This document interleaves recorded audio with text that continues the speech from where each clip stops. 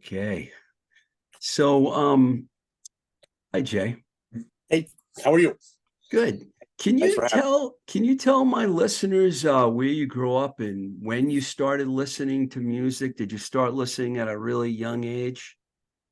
I'm not originally from the Boston area. I grew up in Trent, New Jersey, and across the Delaware River in Yardley, Pennsylvania, where I went to high school, and basically came up here in 1981 to go to Boston University, and kind of the moment changing day for me was my then next door neighbor at BU, Evan Shore, knock on the Myers, said, "Let's go see the Ramones at uh at Metro." And Classic Ruins opens, and 145, and so it was just Wow. kind of like wow, So I knew the Ramones, and I was into music, but it was more like kind of classic rock, Although I was like an Elvis Costello fan as well, and Joe Jackson, that kind of stuff. But all of a sudden the Ramones kind of like, okay, this is where I belong. So and we both had fake IDs that worked, so we were able to go see local music. We kind of went to the Rat like a couple weeks later because Classic Ruins were playing again. So and it all kind of started there, and actually that year BU had like this great series going on. It was only like the first semester, but like classic Boston rock bands playing at the student union on a Friday night. The Liars, the Neats, the Outlets, Boys Life. So we got a chance to see all those great bands then, and just kind of fell in love with the whole Boston rock scene. So I think I might have been in a few of those rooms while you were there at some of those shows because that's but where yeah, it was around that time, the early 80s, that I got into all the Boston bands. So Evan Muck himself was your next door neighbor in college. You guys were in school together. yeah. So we basically kind of met that first week, and we lived in Warren Towers, which is, if people don't know, it's 1,600 person three-pronged dormitory on Com Ave, right outside of Kenmore Square. So, and of course, in 1981, Kenmore Square was the home for Oh Boston yeah. rock. Yeah. Between the Rat and Storyville and Jumpin' Jack Flash down the street, and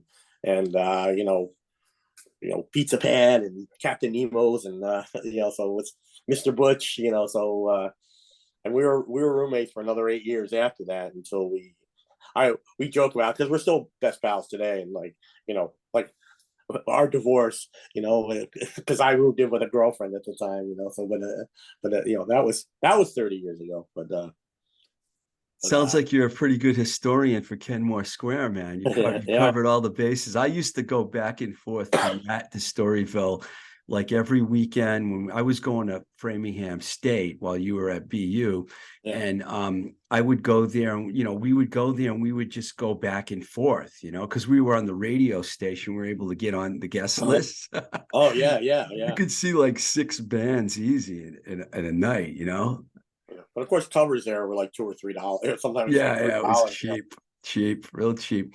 So you kind of brushed right over Trenton. Did you were you listening to any music when you were younger, like classic rock or anything, or Well, yeah. I mean, so there was like the Philly station, so WMMR was on all the big time. station? Yeah. Yeah. Kind of, you know, not as progressive as a BCN was here at that same time. Ultimately like the same ownership and everything like that, but actually not, because YSP was the Viacom CBS affiliate in Philly, but and basically kind of right about that time is when City Gardens opened up in I was going to Trenton. ask you about City Gardens. Did you So I make it was already there? kind of up here, so went to a few shows there when it probably was like a senior in high school, when like they had, they would have some punk rock shows, 90 Cent dance nights, but pretty much, I was up here, so I saw the Ramones there, I think twice. I saw Beginning of Four there, like, and again, it'd be like a holiday weekend or something like that. I'd be home, but so I kind of City Gardens heyday in the early to mid '80s. I was basically up here already, so I kind of missed that, So, but What were you going to BU to school for? school management. So I was a business major. So in my eyes, it was sort of the path of least resistance to getting a degree. So Did you get your degree? yeah, so I got I graduated in '85. We both did, but myself and Evan. And our sophomore year is when we met Justine, who was a freshman at the time. So her and Evan started dating. Not to go into uh so that's basically how I met Justine. So she was basically going out with my best friend. So And she had come out from Michigan, right? yeah, she was from Michigan. Yeah, For the listeners that don't know who we're talking about Justine Covault, which we're going to probably be talking about a lot yeah. in this conversation. So Evan was going out with Justine. I mean, were you guys all playing together yet? No, I mean Justine hadn't really started to play yet. It was a couple of years later she started playing with Moose and the Mudbugs, and then so Evan and I were playing in Quest for Tuna. We'd started that back in I happen to have the cassette tape next to me from that we recorded back in Wow, that's '89. cool, man. That's cool. If you're watching, people, it look cool. If you're listening, you'll have to go on YouTube and Yeah, watch it. yeah, So what was the original? Was that your first band? yeah. So that was my first band. So the original lineup, I was actually on drums. Evan played guitar, and Mark Gilmore, who basically still with us, was played bass. And he was our sophomore year. He was mine and Evan's next door neighbor in Warren Towers, and another friend from our floor, Charlie Von Simpson, was the singer. And Charlie went to school abroad the second year, so we kind of shifted things around, and I started playing guitar and singing, and we had another roommate, Pete, started playing drums, and that's how Quest for Tuna was for a couple of years. Pete moved away to New Jersey, and then we sort of did like a full lineup switch where Evan went behind the drum set, Mark went from bass to guitar, and that's when Justine joined the band. That was '86. So That's a real interchangeable band right there. so I always figured, Joey Ramone started playing with the original drummer in the Ramones. So I was, I guess, say self-styled. Like I couldn't really play drums, so I was better off just being the singer. So Right. kind of like Joey. The demo that you or the tape that you held up, I mean, that's not the one you recorded in '89, is it? Yeah, so that's the '89 recording. So Justine, I mean, eventually we were going to release all four songs, and we had actually talked about doing a cassette just because there are people still hanging around, who knew us back in the day who still have that cassette, and they'll post like pictures of, hey, here are my local band cassettes from like the '80s and '90s, and they'll invariably have a Quest for Tuna cassette in there. So we, obviously we had talked about that, and but she did release two songs off out of the four on her label. So You mean within the last few years? yeah, those are like the original recorded. We remastered. I mean, you know, people that I worked with Jay Allen, the Arch Criminals, Matt Alexander. We worked at both Q Division and Woolly Mammoth with him, and he was able to take. I had the original masters, and he was able. Basically, what you have to do is you have to kind of bake them in an oven, so to kind of preserve them, because if you try and run them, the chances of them just breaking and Was being it just 2-inch tape or a DAT tape or what was it? it was I think it was a half-inch reel. It was Half-inch already, reel. it was kind of already mix and masters. That's the only thing I had. I don't think I was ever able to get the probably inch reel tape at that time. Let's go back for a second because you recorded at Fort Apache, right? Yeah. Okay, So we were that's like pretty amazing. That had to be a really Sean Slade. Yeah, Sean Slade. Yep. So that was Fort Apache when they were still in Roxbury, and Oh, okay. uh, and the thing I always, and it's when I think back about recording there, when it's it was I can't even recall if it was 8 track or 16 track, but you're bumping things down because you can only have, there's so you only have so many tracks to play with. It's not like these days where you have an infinite amount. And and the first single that Justine released, She Can't Surf But Sure Can Bowl, like we recorded bowling sound. So if you wanted to put a bowling sound on a record these days, it would take you like 3 seconds to find the sound effect on the on the internet. It would take like but this was in my head, and fortunately Sean goes, wait a second, and he takes out a sound effect record, a vinyl record of sound effects that had just the ball rolling down the aisle and knocking down the pins, and so we cut that into the tape. So to me, it just kind of shows the evolution of recording, from 1989 to 2023.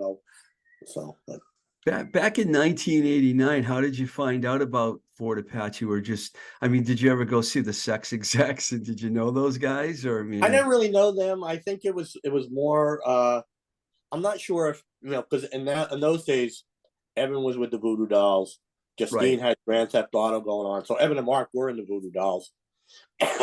So I think we just kind of knew, and we just kind of booked the time. I don't think we met. I had met Sean before that. Uh, and I always kind of considered it, kind of a brush with greatness. That Great Hole record that him and Paul Caldery, produced. Like, well, he also, I told people, oh, he also has Quest for Tuna on his resume as well. Just So how long was Quest for Tuna together for? well, in '92, Mark Gilmore, him and his wife Marcia moved to Los Angeles. Well, now wife. I don't think they were married at that point. Both to go to graduate school. So Mark went to UCLA and to get his master's and PhD in like electrical engineering and plasma physics. I was like, I don't even know what that is, and like I'm a dopey guy that sells booze for a living for the last 40 years, but so so we kind of ended the band then. There's actually the Quest for Tuna's last show is actually part of the Road to Ruin YouTube series that's out there. I mean, the audio's Billy Ruane, yeah. Yeah, pretty indecipherable, but but if you want to see like Boston bands at the Middle East, touring bands as well, early '90s, early to mid '90s, the Road to Ruin YouTube channel, has a million Fantastic. stuff. So that show happens to be up there. So what did you do after Quest for Tuna? So basically, with everybody else in Quest for Tuna, with their other projects, basically, like I said, Justine had Grand Theft Auto, which was her own. She led that band, and then sort of, she had started playing with some of the girls in Malachite that would evolve into Malachite, and Evan and Mark had the Voodoo Dolls.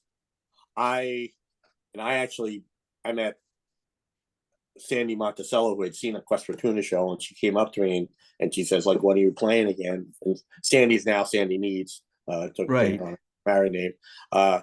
And she was like, well, I go, well, Quest for Tuna doesn't really play that much because, the other guys, everyone else has their own bands. She goes, well, have you thought about starting your own band? So I just started playing with Sandy.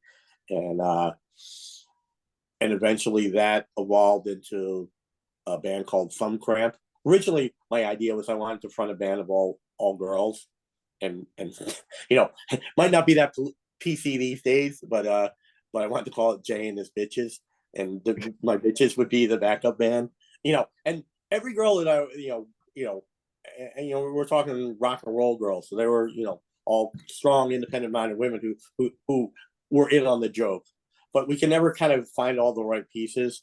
So we sort of never went to. I could never find a female drummer that would work. I was probably like 3 or 4 years too early. If you think like Malachite breaking through, like all of a sudden a lot more women wanted to be musicians, wanted to play in rock bands, and didn't want to just be followers. They wanted to pick up guitar and pick up drums and play. I probably would have had a better time at it. Uh, a few Yeah. years, but that evolved into Thumb Cramp, and like the initial versions of Thumb Cramp. Emily Grogan also played guitar with Oh, me. nice. Andy, Emily, and friend of ours who moved to New York, Adam Donius, who was pals with me and Evan. But so that was kind of the original Thumb Cramp lineup, and it sort of evolved. We had a few different guitar players, but that sort of ran its course by like '92.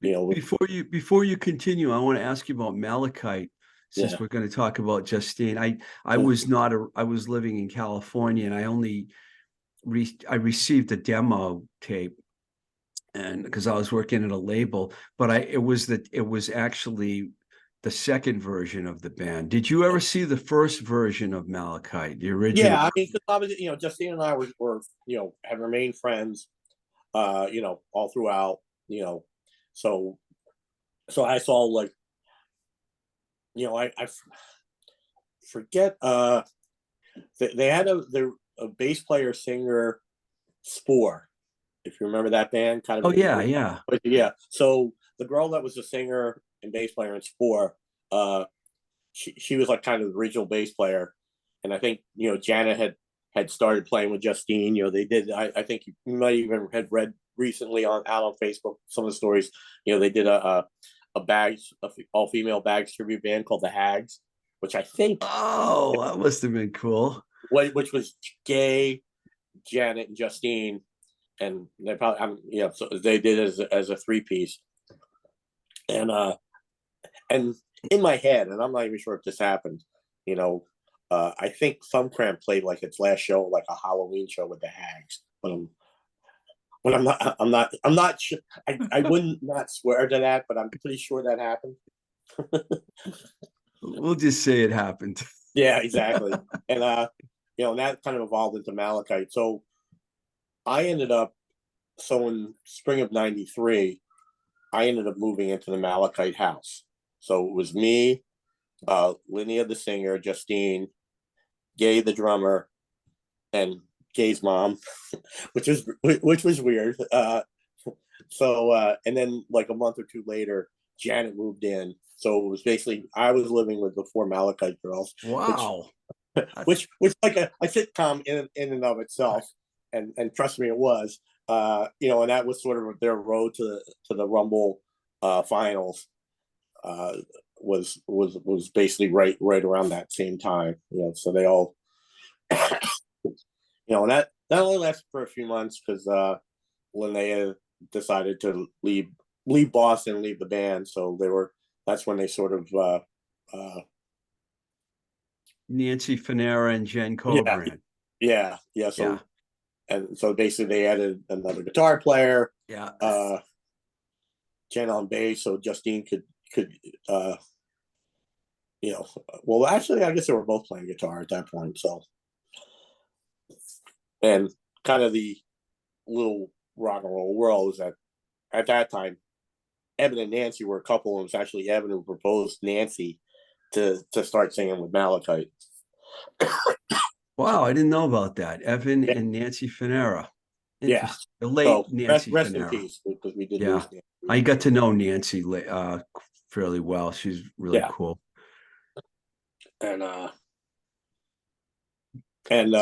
ended up not really working out because Nancy and Justine, Janet, and Gay didn't mesh as well. So that It happens.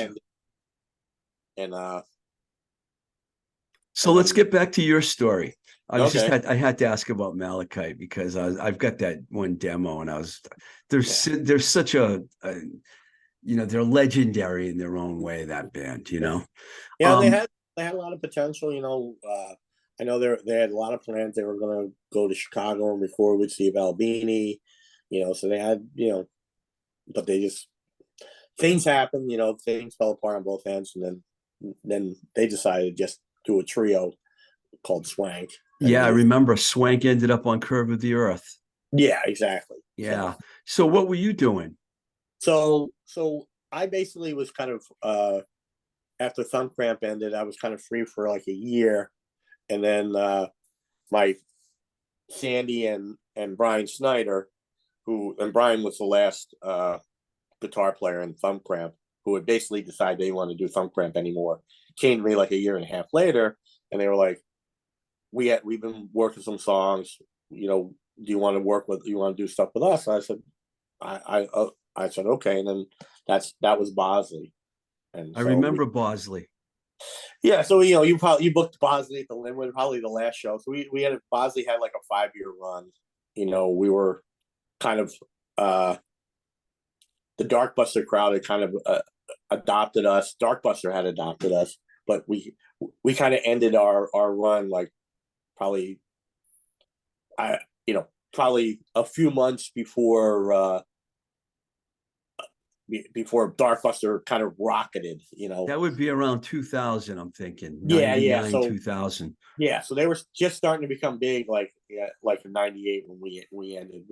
I think our last show you probably booked us at the Linwood. That's right. Wow, that's amazing. I remember that now. I moved back here like late 90s after I left A&M Records, and I booked the Linwood for a couple of years. Yeah, I try not to remember my days as a booking agent because that's not a fun job. It's just not.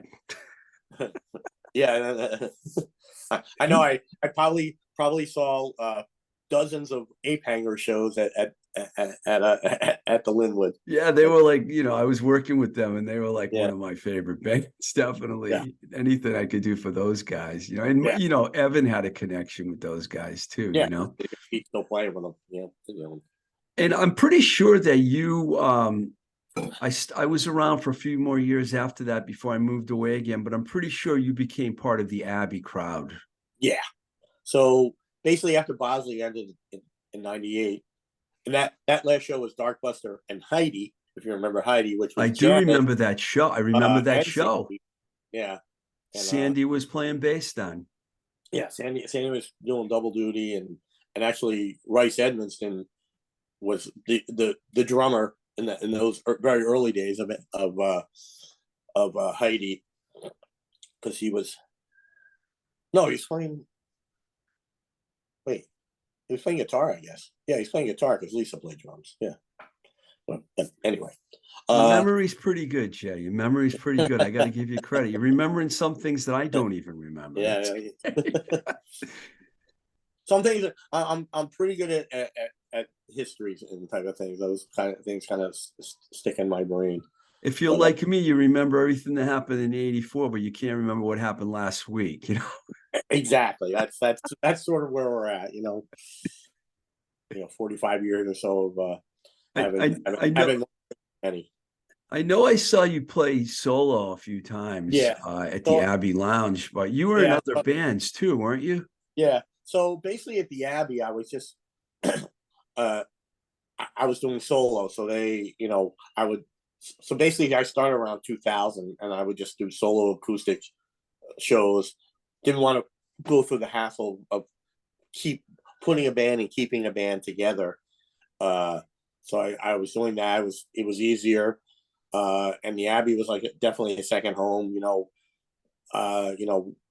I'd either be opening up the night over, and they actually built a pub stage in the room next to the bar, which with thinking of me in mind, because I was doing a lot of stuff there, sometimes just playing on the pub stage in between every set, playing like 3 or 4 songs. Yeah. While the bands changed up on the stage.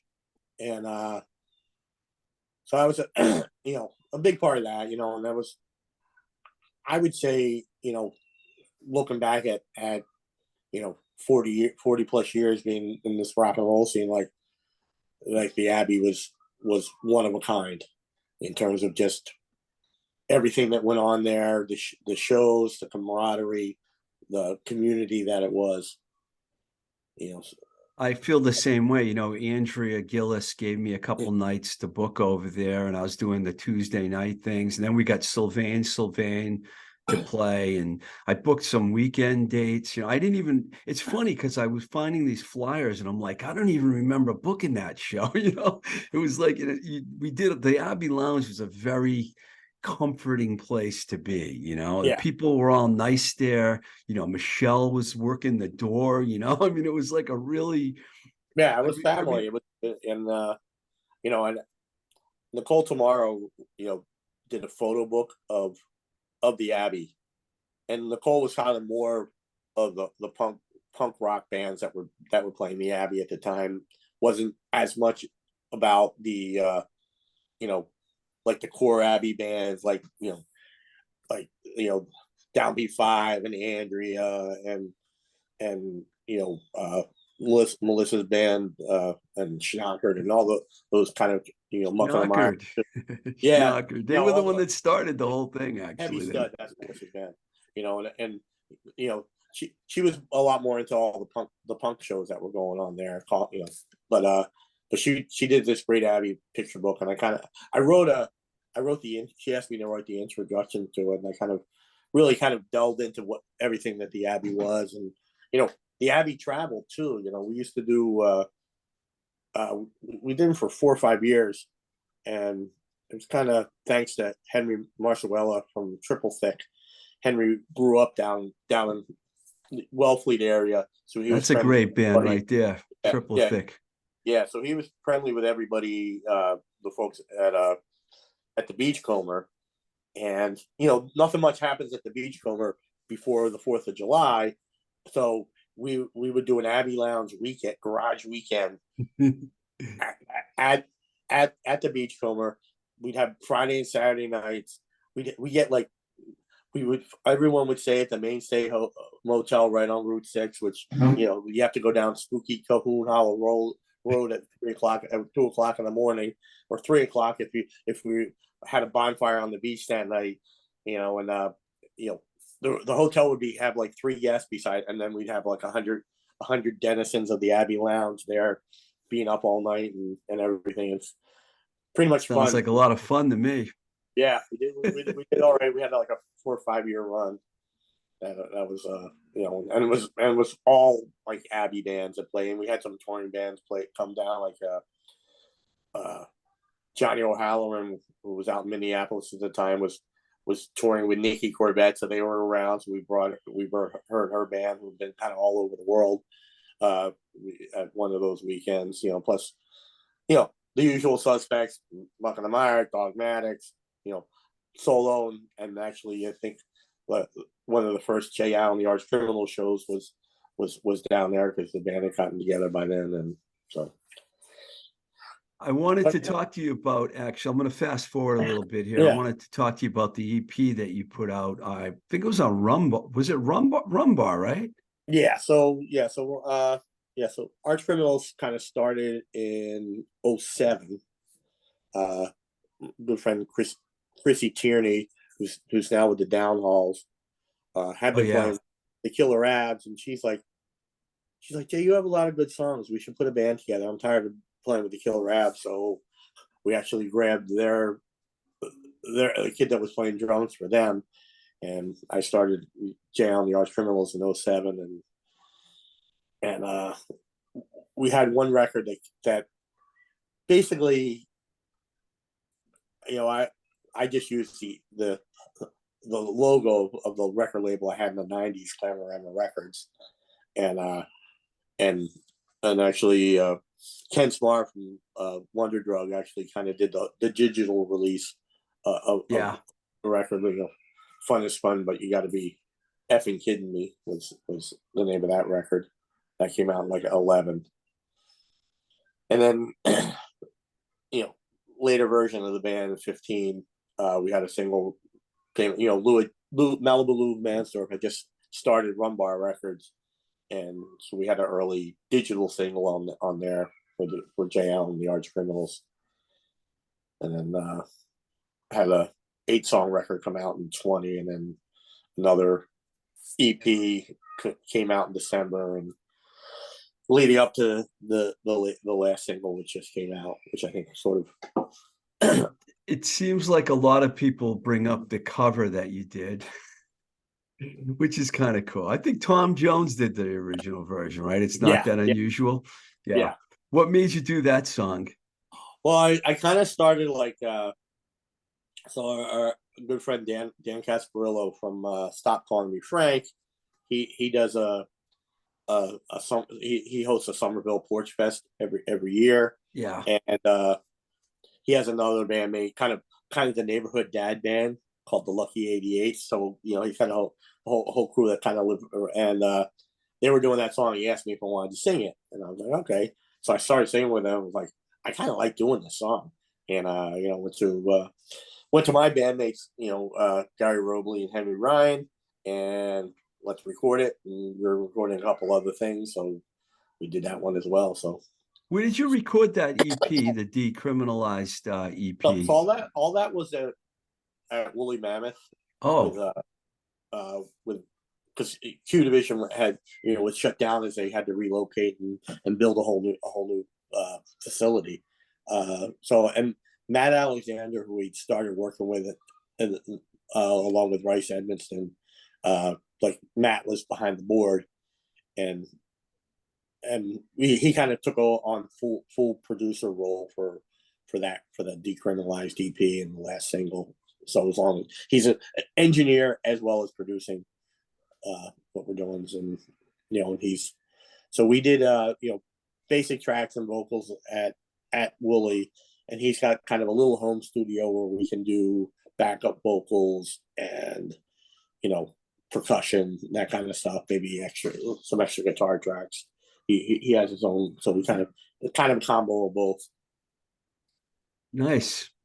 Um, I want to talk to you about Justine a little bit. I know Sure. you were close to Justine as you knew her for a long time. You played in the Yeah. band with her. You wrote a great song about her, which we played on the show not too long ago, which is called Sister in Crime. Um, Before I ask you about that song, can you talk about your friendship with Justine and how you guys remained friends for Yeah. like what, 40 years? Yeah, 40 years. Yeah, going back to this. So basically, and obviously we were roommates too. We lived, she when I was like breaking up with a girlfriend that I was living with, she's like, "We have a room open. Do you want to move in?" I was like, I was around 30 at the time, and or and I was just kind of like, it was going to be kind of a step backwards because I hadn't lived in a house with a lot of folks for several years at that point, and but I was like, all right, and we had a great time for 2 years in that house, and then she met Crispin, and they, it was time. It was time for her to get a little more serious in life, So they moved in together shortly after she moved out of the house, and and they ended up getting married, and so she was, basically a wife and mother, supporting raising a family for 20 years. But we were always in touch all the time. Uh, you know, we would make it a point to have dinner, me, her, Janet, and Gay every 3 months or so minimum, uh, just to kind of keep in touch and and everything like that. But all three ladies were raising families, and I'm still living single rock and roller life. Uh, so we're and then around late 15, she was like, "Jay, I want to rock," and she wanted to get, it was time to get out of the house a lot, start seeing bands, start writing, start making music. And so I think it'll probably come up in Facebook memories in the next like month or so. I took her to see Roy Sludge, uh, wherever he was playing, like his regular, like kind of Sunday afternoon gigs that he had, and she was just like, "I'm so into this. This is the greatest thing ever," and in those days it was probably Duke Levine on guitar, playing with Alan, and Johnny Shasha playing bass, and and then she was all in, and she started writing music, and I was kind of there, like, whatever you want, whatever you need, let's go to shows, what's going on, and she kind of piggybacked along, and before you knew it, she was like, was, had this little demo. She sent me a demo of some songs she had. Those songs are pretty good. And I was like, hey, so I have a show on New Year's night at Tavern and the World. You want to join me? She's like, nervous as hell, but she was like, all right. And no, that was the same day as the Winter Classic. So I've been drinking all day long watching hockey. And then I had to go back to the other world. And, so we play like, maybe I play like 3 or 4 songs myself. And then we play like maybe 6 or 8 songs. But we got through it, and then she was all in, and then about 5 months later, we started to mess around together. Me, her, and Tom Baker. We had our first one in May of 16. That's been going on for the last 7+ years. She was always a big part of that. Sorry, there's some sort of a huge truck driving by my office window here. So the mess around, very popular. Did you always do that in the same venue? No, we changed. We started off the Plow, and it wasn't like a regular thing, but I was getting Sunday nights at the Plow, and which was, in my mind, was kind of like a dream gig, because I spent many a Sunday night there seeing whatever band had sort of the residency. It was always kind of a goal of mine to get that Sunday night. And Jim Seary, who's a longtime chef there, and Booker there, still books there, no longer the chef over there. Speaking of triple thick. Yeah, exactly. The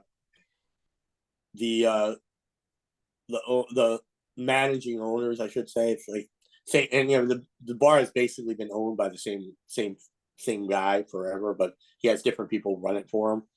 And and I think they've come to their senses, but there was a time when they were like, they wanted to do something different. They thought they had to try and pursue a younger crowd instead of the things that always worked in the Plow.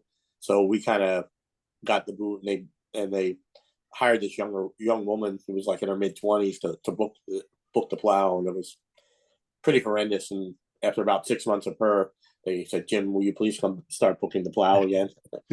That's what we ended up getting back in there. So we were at Once, but Once wasn't that regular, and it was like we were like upstairs on a Monday night, and they were, I mean, it was tough on a Monday, and and they were fine, but we kind of they weren't paying, they wouldn't pay us anything. We could put the tip jar out and stuff, but we when and it wasn't regular either. Like, we couldn't count on it.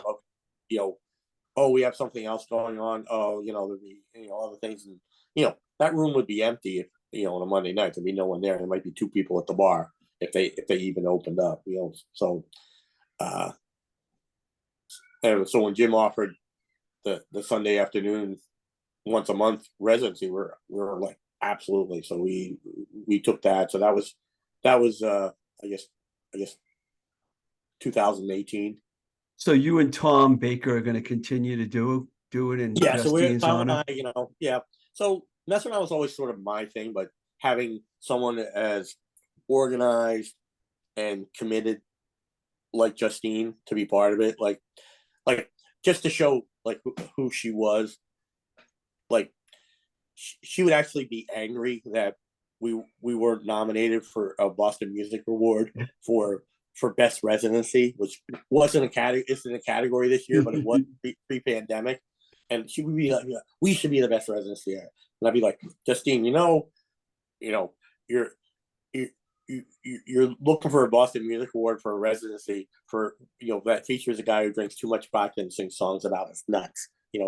She goes, exactly. And that's if that, just her being by my side and thinking that that's a great reason why we should be the best. We should be voted best residency. I can feel Justine's angst, because I know a podcaster who was a little upset that he didn't get nominated for a Boston Music Award either. Yeah. You wrote the song "Sister in Crime." This is what I want you. I'm going to wrap it up with this.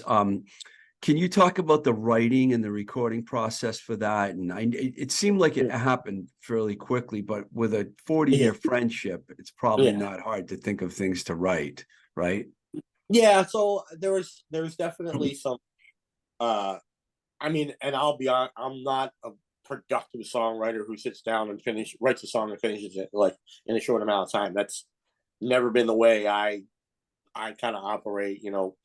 Mostly it's lazy because there's a certain element to songwriting that's stick your butt in the chair and force yourself to keep working on it. And that's not usually how I do things. Uh, but obviously I had a lot of emotion. It was, and I kind of committed to myself that we had a mess around scheduled for basically 10 days after she passed. And uh and Tom and I made the decision to keep going with it. And that was going to literally be our 7th anniversary party. So, and we made the decision. And I to myself, I was like, I want to have this song ready. And so I wrote it, and obviously to me the songs kind of uh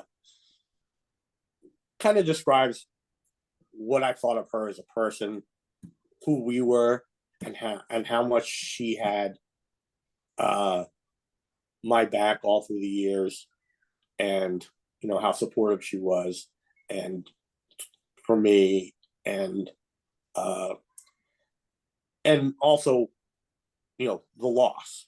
We can't believe this is happening. and Yeah.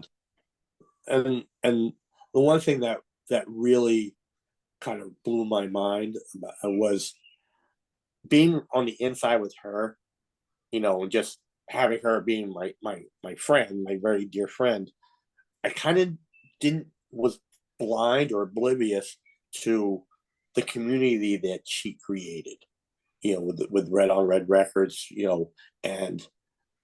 and to me, I was kind of blown away, like, and I never really thought about what other people thought about my relationship with her, and that came out like gangbusters. And you know the amount of condolences I received. If I was out and about, the amount of you know people just hugging me, saying they were sorry, and I was like, well, I was really blown away by the whole thing. And uh and I think that sort of helped get the song done. And there is one lyric in the song, like, and it kind of tells a story, a little tale of our friendship, in that many years ago, probably going back to the Malachite House days, Justine comes up to me and she says, "Jay, am I a handful?" And I just kind of looked at her and I go, "Handful? You're a box full." and Mhm. and I was and so one of the first demos that she sent me, she wrote this song that's on the first Unclean record called Worry Stone. And she sort of took that line and used it in the song. And I was just kind of listening to the song. It wasn't, just kind of, it was just kind of on uh, in the background. I wasn't like intently listening to it like I'm studying it or anything like that. It was just on. All of a sudden, that line, she, something about you're more than a handful. You couldn't fit in the box. I was just like, holy shit, she remembered that like throwaway snarky comment I made 30 years ago to her and put it in the song. So I was like, I have to put. I wanted to make sure that line was sort of a tribute to a lyric that she had written based on something that I had said to her 30 years ago. So that was part of the song. And then Well, it was a beautiful song, and the tribute was fantastic. I had thank an you. amazing time there. I mean, I guess a group of people all put that together, and you guys Yeah, did a great job. And all the bands were it was just I didn't know, I knew Justine was on my show, and yeah, we've talked a lot. She was one of the best communicators that I dealt with at labels. She was always sending me emails and messages, and I loved working with her. And I was really, really sad, like everyone else, see her go. It was really a credit to her daughter Haley, who was 24. Obviously, suffered incredible traumatic loss. And all of a sudden she was confronted with, here's this community that my mother had created that I don't know what to do. But Haley did everything herself. She always had, myself, her father, Tom Baker, Janet to rely on to help her. But she got the venue because she used to work at Somerville Theater when she was in high school, college. So she knew the folks over there. She made the decisions on the bands. So getting her father to play wasn't difficult. Because and so it was all over. It was an amazing evening. The amount of people that came up to me and loved her band, the Croaks. Oh, they were great. They were I can't great. tell you like how many people especially kind of a different vein than what you were seeing that night. Mostly hard rock and that kind of stuff. They were a little quirkier, but everyone loved them. So they're on Bandcamp, and I still haven't made. I still have want to sit down and kind of write all my thoughts out on the show itself, which I thought was pretty magical. And the spirit of her in that room that night was pretty amazing. And I was kind of blown away too by like all the singers on Red who joined forces with the Unclean and Michelle Morgan, who filled in on guitar with them to sing her songs. I thought was amazing. They really channeled her energy, and her ferocity that's there in a lot of those songs. So it was definitely magical. Jay, thanks a lot, man, for taking the time. Thank you. Thanks for having me. Thanks for listening to me spin my yarns. All right, man. Take care of yourself. All right, you too. Thanks, Steve.